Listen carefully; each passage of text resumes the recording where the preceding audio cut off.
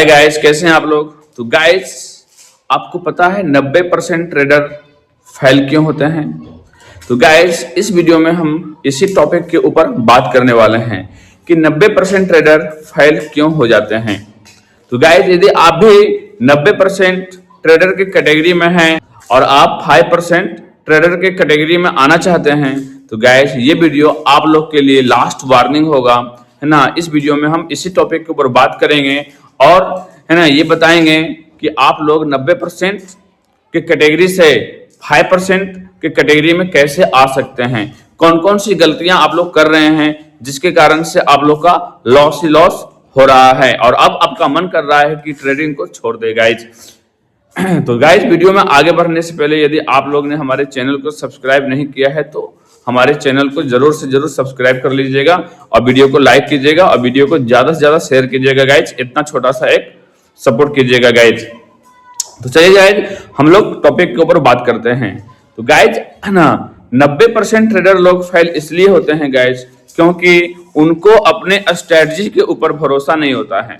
तो सबसे पहले आपको पेपर ट्रेड पर एक अच्छा खासा स्ट्रेटजी बनाना पड़ेगा गाइज और उस स्ट्रेटजी को बैक टेस्ट करना पड़ेगा, है ना।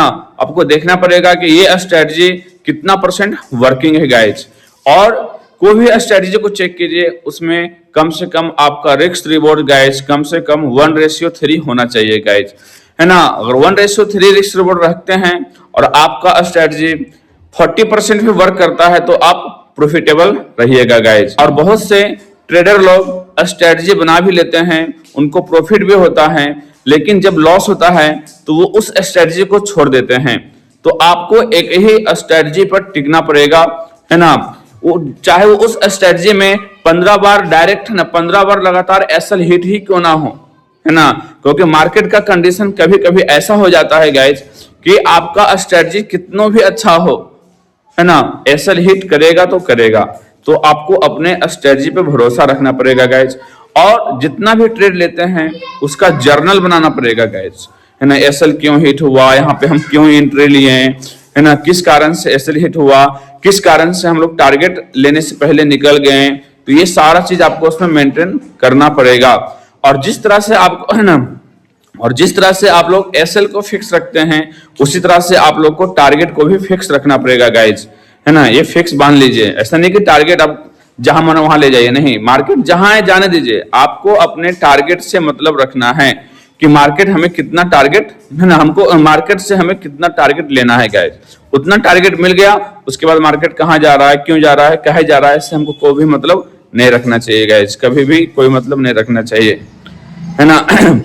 और सबसे तगड़ा चीज है डिसिप्लिन, है ना। डिसिप्लिन, है ना, ही आपको 90% से 5% में ले जाएगा गाइज, है ना। डिसिप्लिन ही आपको 90% कैटेगरी से 5% वाले कैटेगरी में ले जाएगा गाइज। और डिसिप्लिन के साथ साथ कंसिस्टेंसी भी चाहिए गाइज, है ना।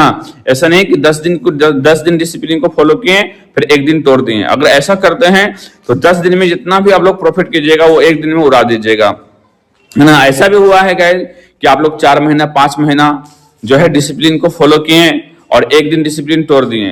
तो क्या होगा, जिस दिन आप डिसिप्लिन तोड़िएगा उस दिन आपका सारा कैपिटल उड़ जाएगा, खत्म हो जाएगा और फिर माइंडसेट भी आपका खराब हो जाएगा गाइज। इसलिए एकदम रिस्पेक्ट करना है डिसिप्लिन को, है ना। डिसिप्लिन में रूल बनाना है कि हमें एक दिन में 4 से 5 ट्रेड लेना है या 3 से 4 ट्रेड लेना है। अगर 2 ट्रेड में एसएल हिट हो जाए तो हमें उस दिन डे को क्लोज कर देना है। एकदम बिल्कुल रूल को फॉलो करना है, अपने पीएनएल को ध्यान नहीं देना है। पीएनएल ये हो सकता है कि आपका 1 दिन 2 दिन 3 दिन 4 दिन पीएनएल लॉस में ही क्लोज हो, हाँ, लेकिन एक दिन ऐसा आएगा कि उस सारा लॉस आपका रिकवर हो जाएगा। तभी होगा जब आप लोग डिसिप्लिन को फॉलो कीजिएगा कंसिस्टेंसी के साथ और फिर इसका रिजल्ट आपको मंथ में देखने को मिलेगा। कभी भी हम लोग किसी भी स्ट्रेटजी का रिजल्ट एक दिन 2 दिन में हम लोग को नहीं देखना चाहिए, ना ही एक वीक में देखना चाहिए। हम लोग को किसी भी स्ट्रेटजी का रिजल्ट एक मंथ में देखना चाहिए गाइस। एक मंथ में वो हमें कितना का रिटर्न दे रहा है। अगर वो एक मंथ में आपको 10% भी रिटर्न दे रहा है गाइस तो ये बहुत ही अच्छा होता है, बहुत ही अच्छा होता है। 10%, है ना। बैंक तो एक साल में आपको 7% 8% आपके पूरे कैपिटल पे, है ना, इंटरेस्ट देता है। तो अगर आपको ये महीना में भी 10% दे रहा है तो बहुत है गाइस, है ना। तो इस चीज को आपको फॉलो करना, हमेशा मार्केट में शॉर्टकट को नहीं ढूंढना है। शॉर्टकट के चक्कर में जाइएगा तो लॉन्ग कट चले जाइएगा, है ना।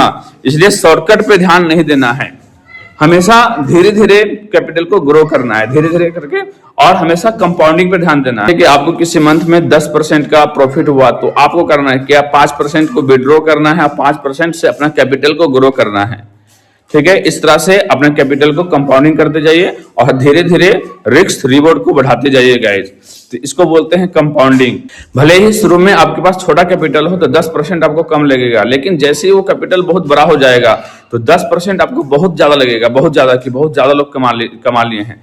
आज जितना भी लोग ट्रेडिंग से पैसा कमा रहे हैं वो उसके पास ज्यादा कैपिटल है और वो कम ही परसेंटेज में कमाना चाहते हैं, इसलिए वो प्रॉफिट में है गाइस, है ना। तो हमेशा कम कमाइएगा तो प्रॉफिट में रहिएगा, ज्यादा कमाने के चक्कर में जाइएगा तो लॉस में चला जाइएगा गाइस। तो ये सभी बातों को आपको ध्यान में रखना है गाइस, है ना। ये सभी बातों को आपको ध्यान में रखना है। अगर ये सभी रूल को आप लोग फॉलो करते हैं गाइस, है ना, तो आप लोग पक्का है कि आप लोग 90% के कैटेगरी से आप लोग 5% वाले कैटेगरी में आ जाइएगा, बिल्कुल एकदम, है ना। ये निश्चित है गाइस। लेकिन डिसिप्लिन को फॉलो कीजिएगा लगातार, तो डिसिप्लिन तोड़ना नहीं है।